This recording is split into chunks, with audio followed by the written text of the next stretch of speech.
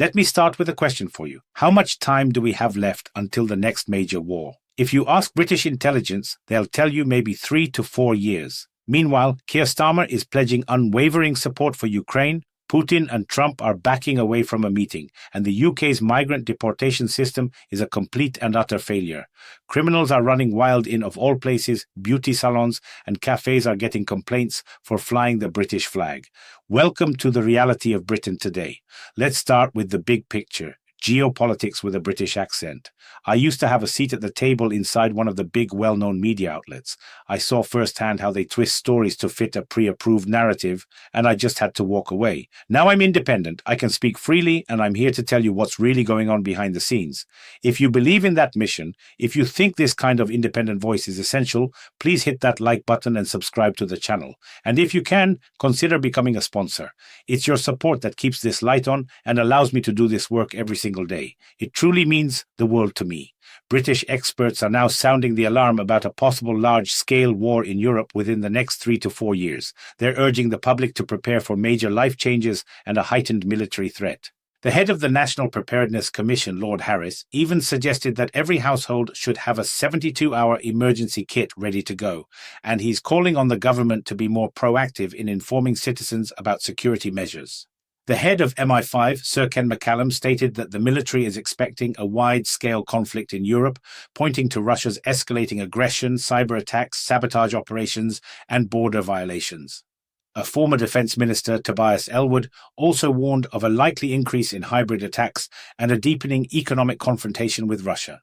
In response to these growing threats, NATO is ramping up its patrols along the eastern borders, and the UK's Ministry of Defence has announced its largest spending increase since the Cold War, a staggering $6 billion for munitions and another $1 billion for new digital targeting systems. And of course, the photo accompanying the article detailing all of this, a picture of Putin just to make sure you're properly intimidated. British Prime Minister Keir Starmer has voiced his support for Vladimir Zelensky following a tense conversation between the Ukrainian leader and US President Donald Trump. Trump apparently refused to supply Kyiv with Tomahawk missiles and suggested that Ukraine should just cede the Donbas region to Russia. Starmer's response was blunt. He said that tyrants like Putin only understand strength, and he called for increased pressure on Russia's economy and its defense industry. He promised to step up military, financial, and humanitarian aid to Ukraine, stressing that Ukraine's future is Europe's future and calling this a decisive moment for the continent's security. Adding another layer to this, The Guardian is reporting today that plans for a summit between Donald Trump and Vladimir Putin in Budapest have been postponed. This came after Ukraine and its European allies pushed back, advocating for a ceasefire but without any territorial concessions. The White House has since confirmed that no meeting between the two presidents is planned for the foreseeable future. Moscow, through its mouthpiece, Sergei Lavrov, reiterated that its position remains unchanged, claiming it aligns with agreements made at a previous summit in Alaska. Putin had earlier proposed that Russia take the Donetsk region in exchange for parts of the Kherson and Zaporizhzhia regions, but Trump rejected that idea, calling instead for an immediate halt to the fighting along the current front lines. So, what does this all mean? It means Europe finds itself without its own direct channels of communication with the Kremlin, right at a time when the risk of a direct confrontation with Russia is growing, and the United States, under a Trump administration, is no longer seen as the primary mediator.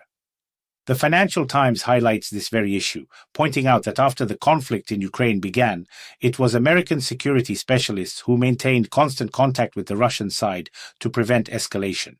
Now, those channels are nearly gone.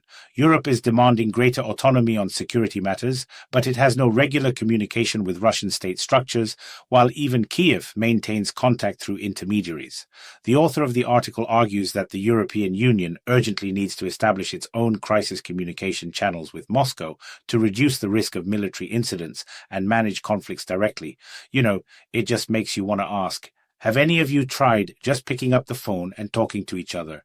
Now for some more human or perhaps inhuman stories from England. An Italian restaurant in London's Highgate area, Don Ciccio Osteria Italiana Pizzeria, has closed its doors after 6 years. The owner, Marco Claudio Valente, blames the local residents for their indifference and lack of support. He said his staff would spend their evenings in an empty dining room, while people living nearby ordered takeout from other places. He also criticized a local organization, the Highgate Society, for ignoring his requests for collaboration and help. The restaurant actually had a high rating on Google, though recent reviews criticized slow service and small portions. Despite praise on TripAdvisor, it couldn't survive the drop in demand and rising costs. In a farewell message, Valente thanked his few loyal customers and announced the closing with a simple adios. It's always a shame when small businesses close their doors, and this isn't just happening in quiet neighborhoods. Now, shifting to a much darker topic, Ricky Stubberfield, the 31-year-old manager of a teeth-whitening salon in Plymouth called Essex Smiles, has been sentenced to 26 years in prison. He was found responsible for a series of sexual assaults against 7 women between 2013 and 2024. Some of these violent actions took place right in the salon.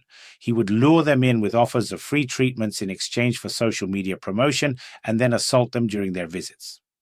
The victims ranged in age from 16 to 27, with one of them being targeted when she was just 16.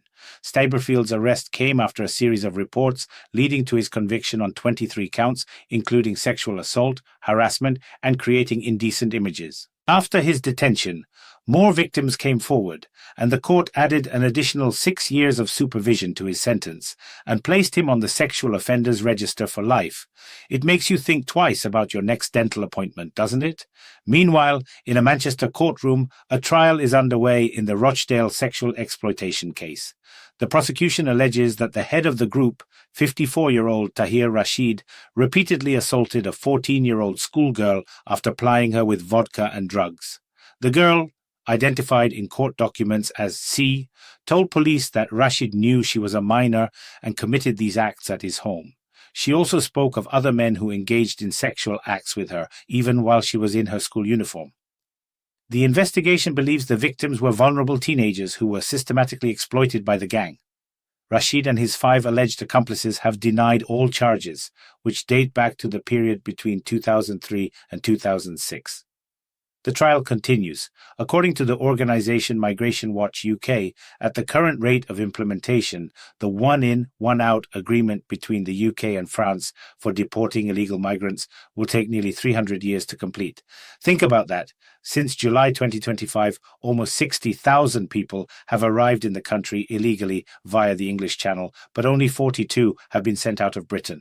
That's less than 1 person a day. In 2025 alone, over 36,000 people have already arrived illegally, which is a third more than the previous year. And France still hasn't approved the new rules that would allow its forces to intercept the boats at sea. It seems the idea of stopping them on the shore hasn't occurred to anyone. In some slightly better crime news, the theft of catalytic converters in the UK has plummeted by a staggering 98%, from over 3,000 cases in 2019 to just 150 in 2024. This is thanks to falling prices for precious metals and increased police efforts. However, criminals are adaptable. They've quickly shifted their focus to a new source of profit, charging cables for electric vehicles. The theft of these cables has surged by 400% in just 1 year. Experts are warning that as the number of electric cars grows, the charging infrastructure must be urgently protected to prevent a new wave of auto-related crime. If you're finding this report valuable, please take a moment to hit the like button and subscribe. It really helps the channel reach more people who need to hear this. The UK Treasury is now considering measures to support electric vehicle drivers to soften the blow of planned tax increases in the next budget. They're discussing increasing the subsidy for buying an electric car, which currently stands at $3,750, as well as extending the program. Other ideas include cutting the VAT on public charging from 20% to 5% and eliminating business rates for charging station infrastructure. These steps are meant to offset a potential new tax based on vehicle weight and a pay-per-mile system, which are needed to fill the budget gap left by declining fuel tax revenues. There are currently about 1.5 million electric vehicles in the country, but the government expects that number to skyrocket ahead of the 2030 ban on the sale of new gasoline and diesel cars.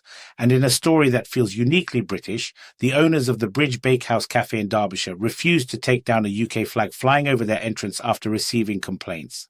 They took to Facebook, calling the complaints ridiculous and stressing that the flag has no political meaning. It's simply a symbol of home, something cheerful by the door. The owners said they were amazed that a simple decoration, like those seen on town halls across the country, could cause such a stir. They advised the critics to just have a cup of tea, take a breath, and chill out a bit. Honestly, I think they're right.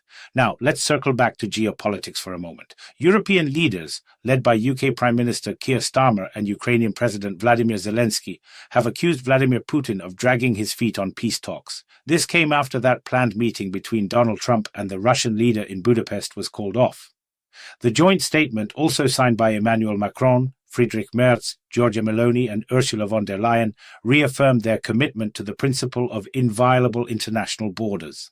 They supported Trump's position for an immediate ceasefire and the start of negotiations along the current front lines. The leaders noted that Russia shows no serious intention of pursuing peace and continues on a path of violence. They stressed that Ukraine must be strengthened as much as possible, both before and after any potential ceasefire. The European Union is now preparing measures to use frozen Russian assets to support Kyiv. In a related military development, British soldiers have been deployed to Israel to participate in monitoring the truce agreement in the Gaza Strip at the request of the United States.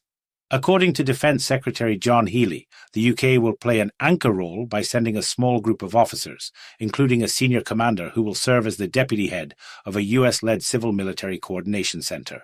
This centre will also include representatives from Qatar, Egypt, Turkey and the United Arab Emirates. This is a reversal from a previous stance by Foreign Secretary Yvette Cooper, who had stated that London had no plans to station troops in the Middle East. It seems a request from Washington changed her position.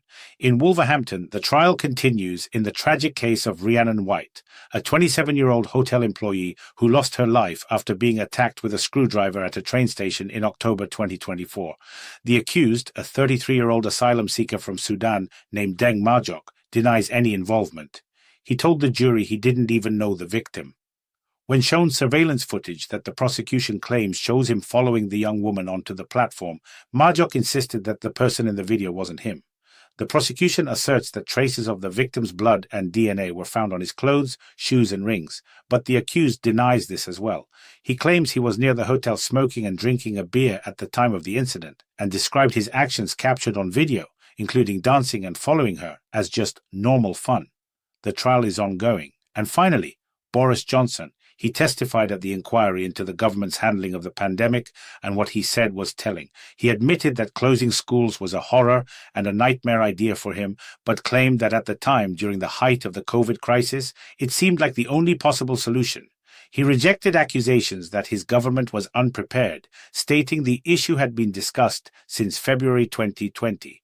This directly contradicts former education officials, who claimed there were no plans for school closures until March 18th. Johnson now concedes that the lockdown measures probably went too far and that children should have been freed from many of the restrictions sooner. He called the Department for Education's work heroic, despite his known conflicts with its former head during the pandemic. The hearing was met with protests from families affected by the lockdowns, and Johnson himself left the hall immediately after his questioning, visibly relieved. So let's quickly recap. You've just heard what many prefer to ignore. A broken deportation system that would take centuries to fix. A looming threat of war on the continent, criminals getting lengthy sentences, while new, horrific cases emerge daily. The real question isn't whether things will change. It's what are you going to do about it? The facts are out there, but they don't mean much if people aren't paying attention. By liking this video and subscribing, you help push this information past the algorithms that try to keep it hidden.